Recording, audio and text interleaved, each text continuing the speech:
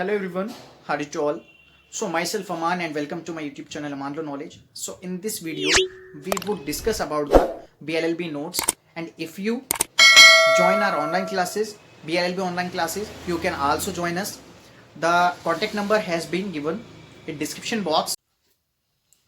So इसमें हम देखेंगे कि ज्यूरिस्प्रूडेंस क्या है। तो ज्यूरिस्प्रूडेंस का सबसे पहला जो इंपॉर्टेंट आपका टॉपिक है वो है definition, nature, scope of jurisprudence and importance of jurisprudence. तो काफ़ी ज़्यादा स्टूडेंट्स जो हैं वो ये नहीं समझ पाते कि ज्यूरिस्प्रूडेंस क्या है, क्या सब्जेक्ट है उनका। अक्सर वो इसमें कंफ्यूज हो जाते हैं। दैट्स वाई क्या है कि वो कम मार्क्स अचीव कर पाते हैं कंपेरिजन देन अदर सब्जेक्ट। सो इसमें क्या है कि सबसे पहले ज्यूरिस्प्रूडेंस का आप मीनिंग समझ लें। तो jurisprudence is very important subject. It is the main base of the law. Jurisprudence is the study of law and study of theory of law. यानी जब भी हम लॉ की स्टडी करते हैं तो ज्यूरिस्प्रूडेंस के थ्रू हम करते हैं। तो ज्यूरिस्प्रूडेंस में क्या है कि स्टडी जब लॉ की करी जाती है तो वो चीज़ ज्यूरिस्प्रूडेंस कहलाती है। Jurisprudence is a psychological science, and the word jurisprudence has been derived from the Latin word that means jurisprudentia, which means knowledge of the law.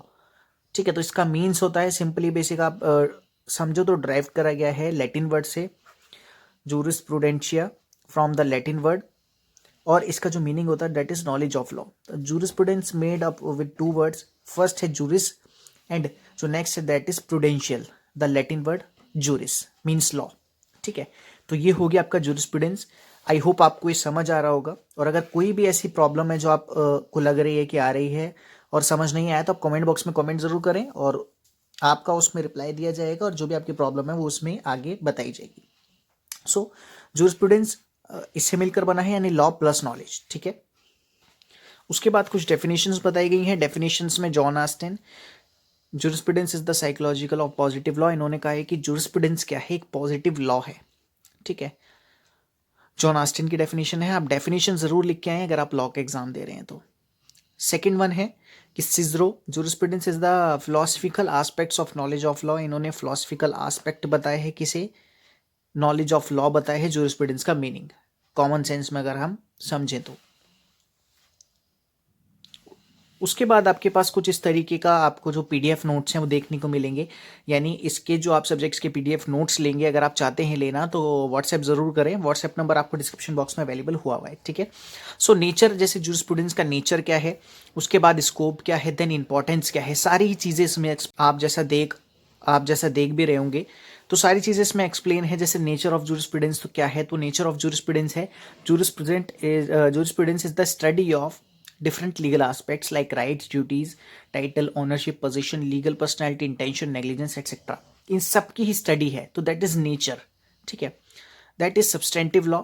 Substantive law है मीन्स यहाँ पे जैसे आईपीसी है हमारा, that is substantive law, and the CrPC is the procedure law. ठीक है, तो it is not कॉडिफाइड, और ये कॉडिफाइड लॉ भी नहीं है। आप ध्यान से समझ लीजिए। कॉडिफाइड का मीनिंग अगर आपको पता है तो कमेंट बॉक्स में कमेंट जरूर करें। Jurisprudence in its nature is entirely a different subject from the social science. ठीक है, डिफरेंट सब्जेक्ट है सोशल साइंस से। The its nature is different from the other subject. Some jurist says that jurisprudence is an art as in science as a philosophical of social science. यानी इसे art भी कहा गया है, science भी, as well as philosophy of social science भी कहा गया है। किसे, जूरिस्प्रूडेंस को। स्कोप बताया गया है, स्कोप क्या है। ठीक है, इसी तरीके से इंपॉर्टेंस बताई गई है। इंपॉर्टेंस क्या है, इंपॉर्टेंस भी बहुत इंपॉर्टेंट है। अगर आप लॉ के एग्जाम दे रहे हैं अक्सर ये क्वेश्चन पूछ लिया जाता है कि क्या इंपॉर्टेंस है जूरिस्प्रूडेंस की। तो jurisprudence is the I of law. Jurisprudence is like I.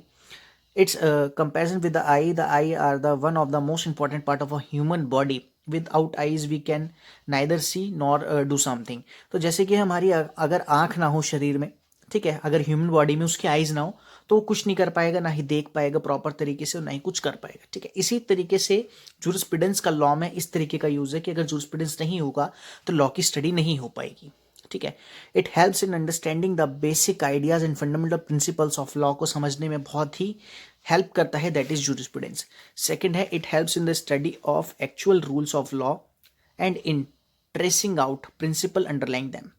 ठीक है, it may also helpful to legislator और इट हेल्प्स टू द जजेस एंड लॉ लॉयर्स बेसिकली, यानी जजेस और लॉयर्स की हेल्प भी करता है जब भी कोई इंटरप्रेट उन्हें लॉ करना होता है। Interpret means interpretation of law भी हमारा लॉ का सब्जेक्ट है, जो कि अगर आप अभी बेसिकली थर्ड ईयर में हैं, यानी 5th सेमेस्टर में अगर आप हैं, आगे आपका वो सब्जेक्ट आएगा इंटरप्रिटेशन ऑफ स्टैच्यू।